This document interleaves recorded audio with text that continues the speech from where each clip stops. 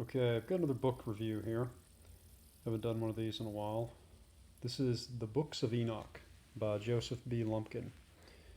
And I guess it's really four books in one because you get all three books of Enoch and then you get the sort of an additional book of sort of apocryphal text. But there are so many like reviews and videos and things about the book of Enoch out there that I feel like I'd just be kind of rehashing ground that's already been trod. But I don't know. Just to give you kind of an overview, Enoch is Enoch is a very interesting book. It was one of the books. The first book of Enoch is what the author says is kind of the most. It's got the most cred. It's parts of it were found in the Dead Sea Scrolls. It predates Christianity. It's one that a lot of people argue should be in the King James version of the Bible. It's funny because like the just the way it's written, just the speech of it, I guess it it reminds me of the Bible, just the way it's written, just the language of it.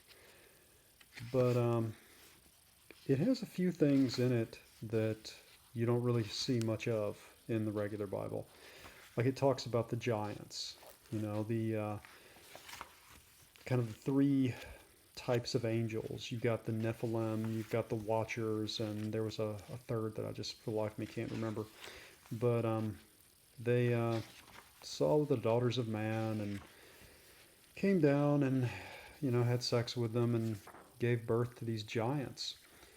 And the giants were they sort of I guess sort of enslaved man in a way. Man had to work to feed them. And when they couldn't feed them anymore, they started eating men. They turned cannibalistic and fed on each other. They caused all sorts of problems. They mated with animals, and that's when God decided to actually send the flood, was to kind of to get rid of these creatures. They sort of remind me of titans in a way. Like it's weird. It at times it kind of reminds me of like sort of Greek and Roman mythology a little bit. With the Titans and with Zeus coming down and having affairs with mortal women and all that.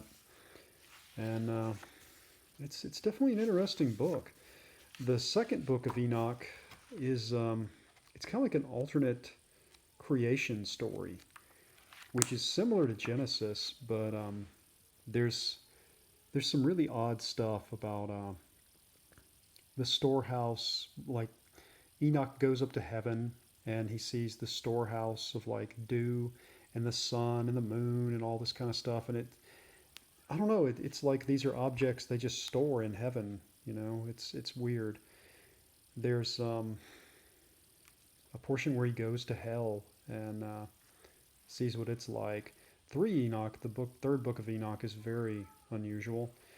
Um, it has like different layers of heaven that Enoch goes through, and the first layer is basically hell, and then there's another kind of more like purgatory, where there are these giants and fallen angels and stuff that sort of revolted against God, and they're just kind of hanging out, all bored and sad, and Enoch starts kind of singing to them and cheers them up, and it's I don't know, it's kind of weird. Some of the apocryphal text at the end are sort of interesting, like the Book of Jubilee, the Book of Jasser, or Jasser. I can never pronounce things right. But the story of Lilith, the Book of Adam and Eve. I don't know whether or not you take these as canon. Sort of depends on who you ask, but it's interesting. Um, I don't know. After reading it, I don't feel like I have any more of a perspective on, Christianity or religion in general than I did beforehand. I know a lot of people think that this tells about aliens mating with man and all that. I don't know. Maybe it does, but it's sort of all open to interpretation. But it's fairly good sized book. The first book of Enoch is fairly short, but it's the longest. It's like 170 pages or so. Overall, we're looking at around 363 pages. But, you know, if you're interested in this sort of thing, I definitely recommend it. I don't regret reading it at all. It's definitely a trip. Yep. Book of Enoch.